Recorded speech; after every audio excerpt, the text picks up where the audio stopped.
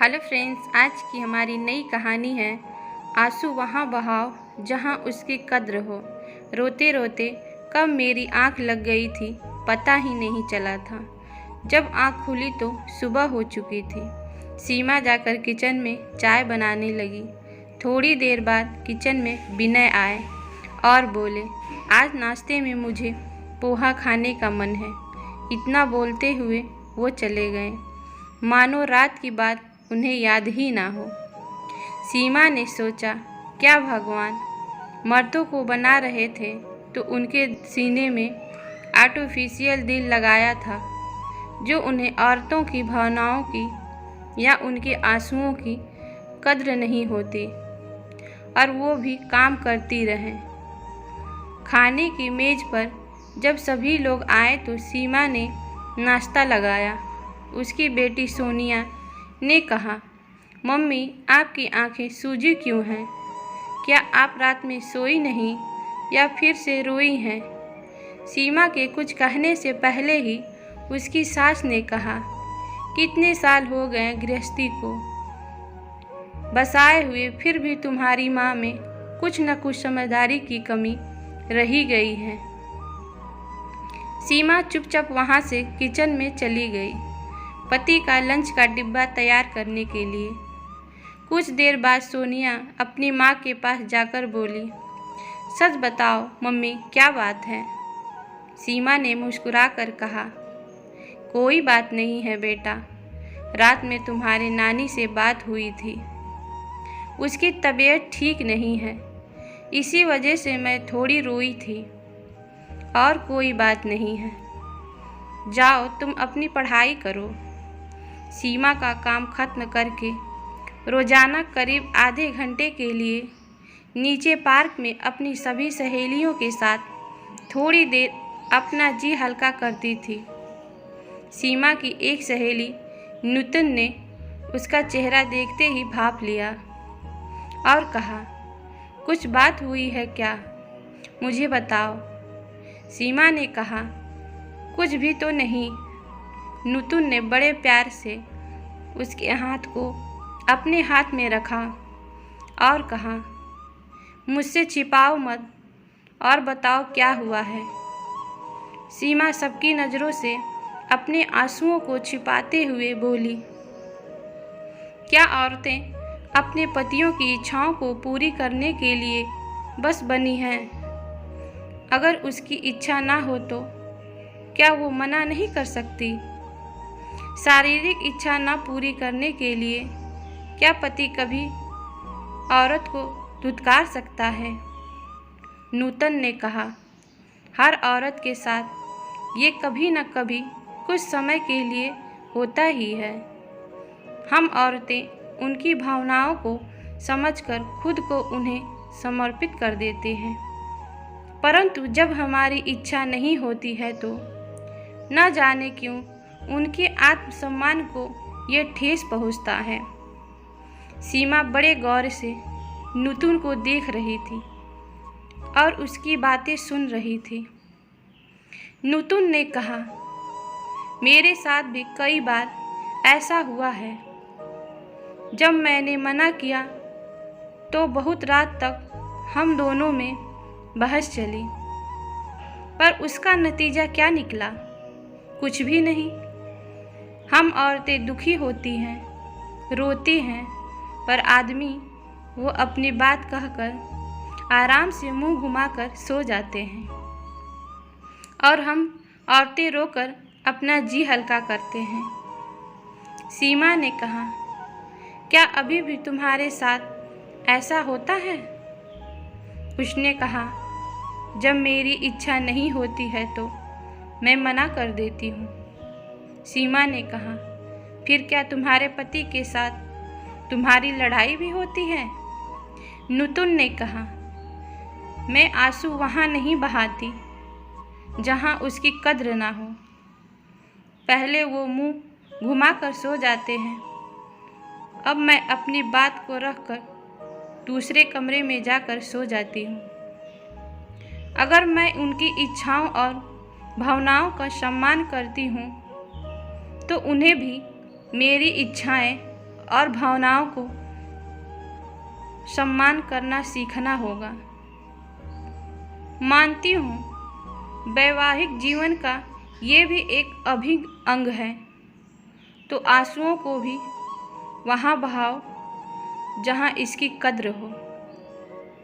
नूतन ने बड़े प्यार से सीमा को बोला।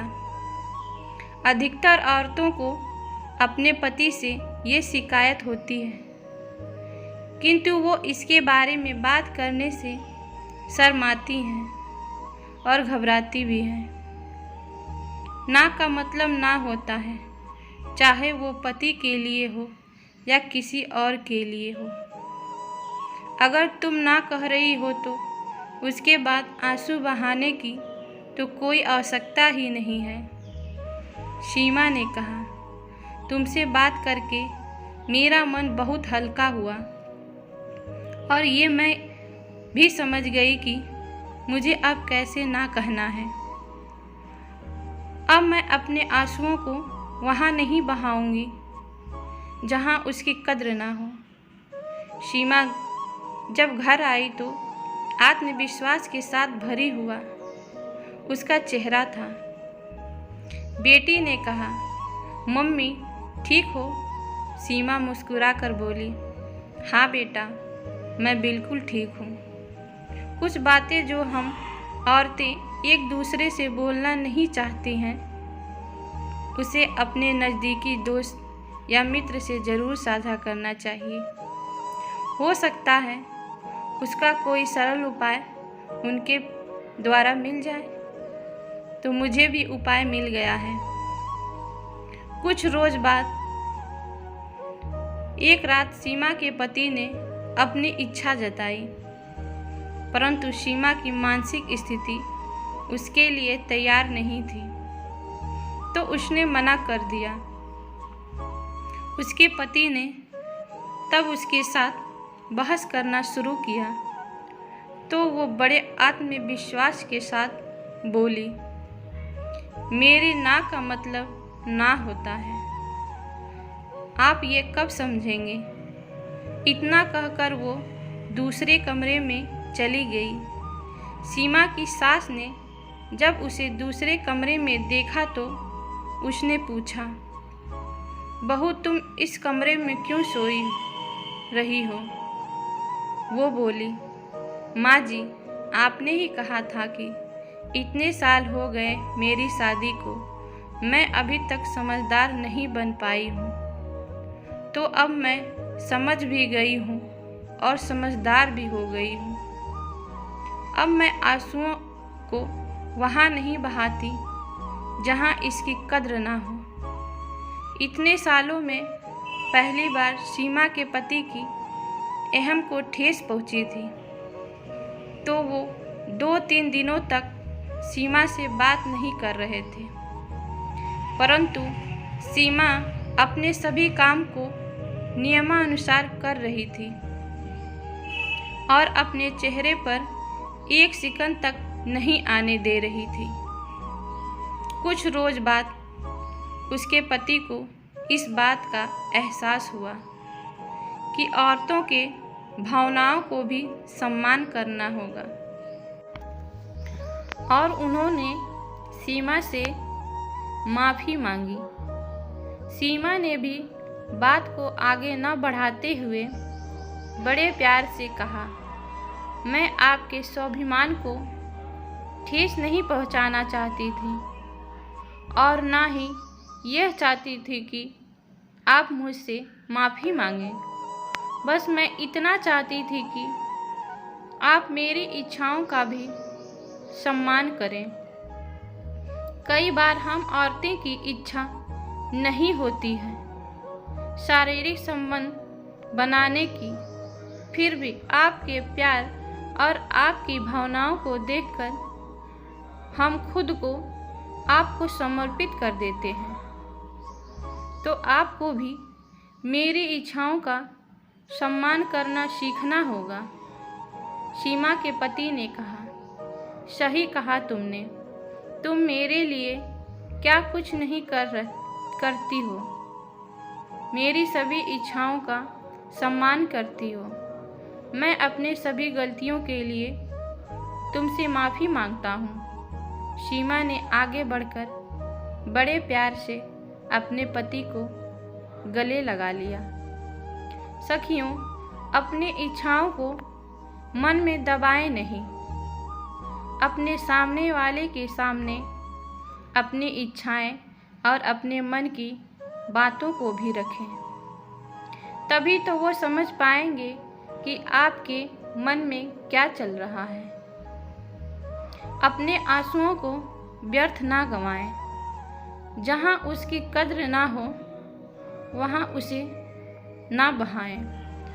आपको ये कहानी अच्छी लगी तो लाइक और कमेंट करें और चैनल को सब्सक्राइब भी करें। धन्यवाद।